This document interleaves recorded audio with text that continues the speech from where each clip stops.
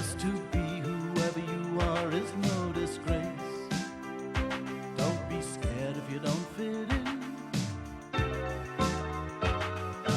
Look who's in the reject bin.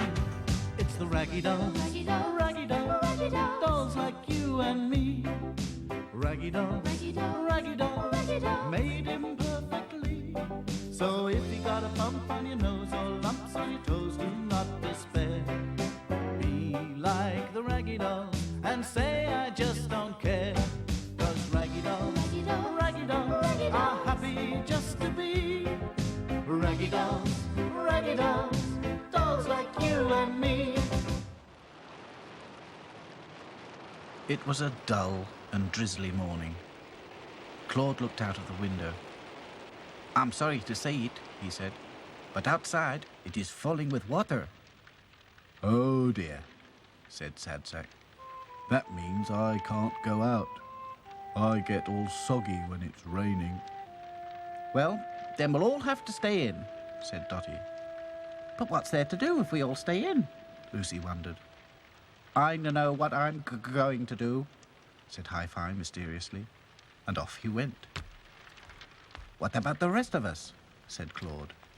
"Surely we can entertain ourselves," said Dotty. "I know," said Back to Front. "Let's stage a show." "What a splendid idea," said Princess. "What kind of a show?" asked Sadsack, frowning. "Conjuring," announced Back to Front. "You know, abracadabra, hey presto, no problem, it'll be magic." Off he went to get ready, and the dolls sat down to wait. At last, he made his entrance, wearing a top hat and carrying a vase of flowers. "Ladies and gentlemen," he began, "for my first illusion, this beautiful vase of flowers will disappear." He covered the flowers with a silk cloth. "Abracadabra," he shouted. "Hey presto!" And he pulled away the cloth. But the flowers did not disappear. "Oh well," said Back to Front, "for my next trick, I shall use an ordinary pack of playing cards." But this trick went wrong too. The dolls were not impressed. "Ladies and gentlemen, for my last illusion, a jug of water, a top hat, and a newspaper." He took the water and poured it into the hat. Then, covering the hat with the newspaper, he put it on his head. "I shall now remove the newspaper and stay perfectly dry." But the water poured all over him. The dolls laughed and clapped. Look at him.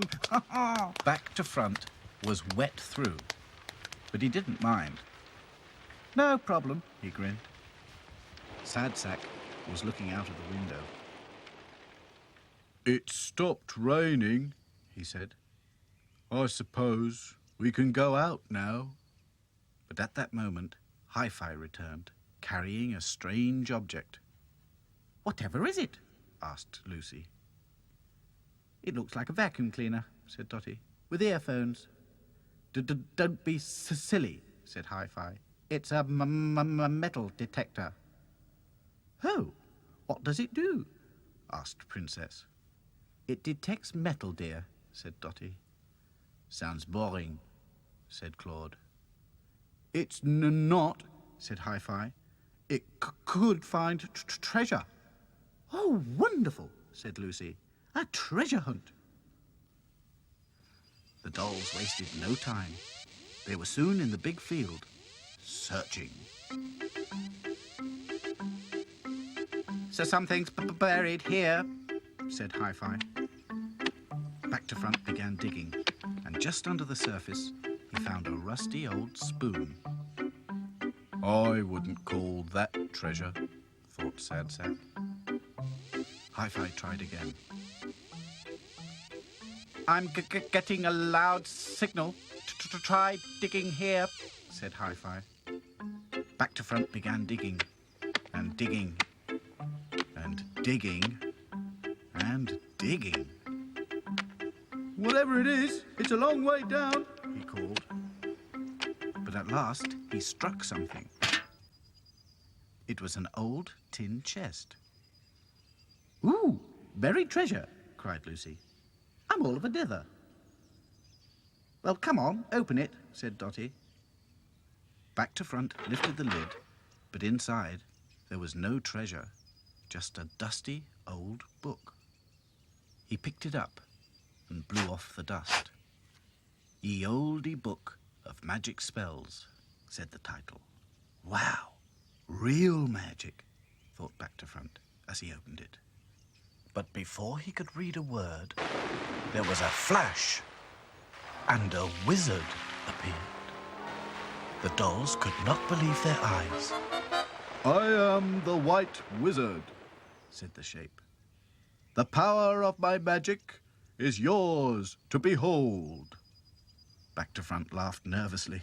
"You must be joking."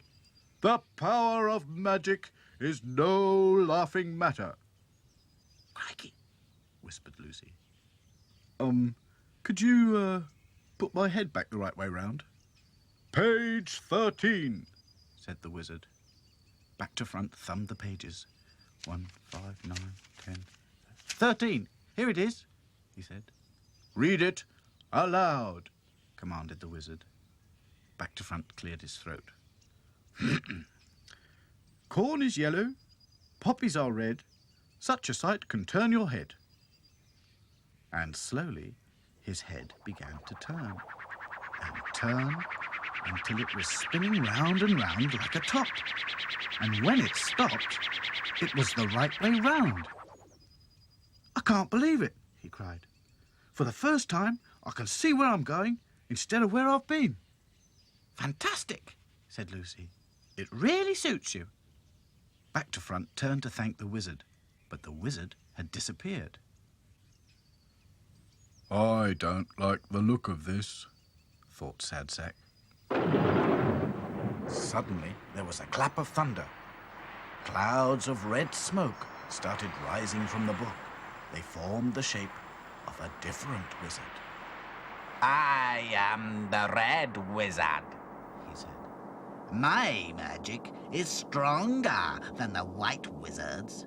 To prove it, I'll put a spell on him and destroy his power." The dolls were scared. There was another clap of thunder. Back to Front looked at the others in amazement. All their heads were the wrong way round. "Ah, no!" exclaimed Claude.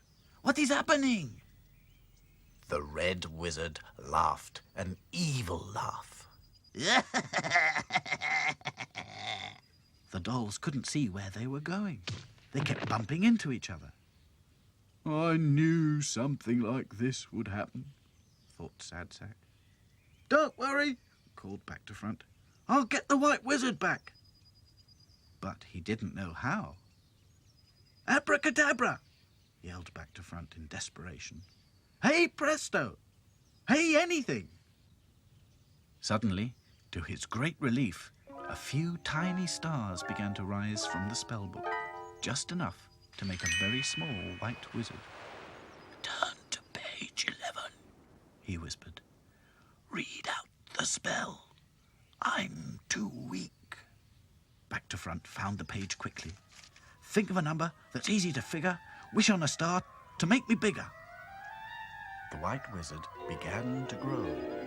He grew and grew, and soon he was bigger and more powerful than the Red Wizard. "Hulla-bubba menuadina!" There was a flash of lightning.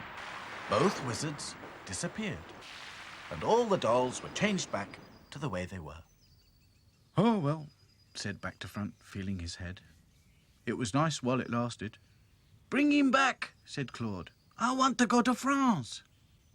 "And I wanted to talk without stuttering," stuttered Hi-Fi. "I only want to be happy," said Sad Sack. Back to Front had heard enough. He put the book of spells back into the chest and walked off with it without a word. "What's he up to?" said Princess. Making sure that nobody followed him, back to front found a secret place and buried the chest forever. That's the end of that, he thought. We've all had quite enough magic for one day.